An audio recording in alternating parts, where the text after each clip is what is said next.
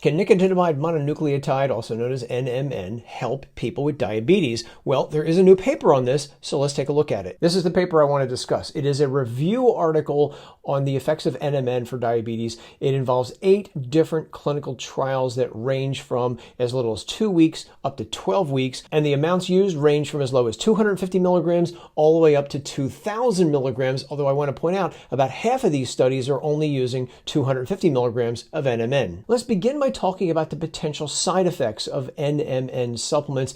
These researchers reporting a tendency for greater numbers of side effects, they call them adverse effects, when people use above 1,000 milligrams per day. Here's a summary of the side effects that were reported in the different studies that were reviewed in this article. And if you take a close look at this table, you can see that the reported side effects are rather vaguely reported sometimes, but there does seem to be a tendency for more side effects occurring when people use higher amounts of NMN. Although keep in mind that tendency does not necessarily mean that taking NMN at dosages above 1,000 milligrams significantly increases the risk of side effects. That said, I'm curious, leave a comment below and let me know if you had any side effects and how much NMN you were taking. To be fair, they also report that in 6 of the 8 studies they included, no alterations in body composition, blood pressure, or liver enzymes were reported from people taking NMN supplements. So that's good. Now that we got that out of the way, what about diabetes? The researchers are reporting that NMN supplements did not promote any significant improvements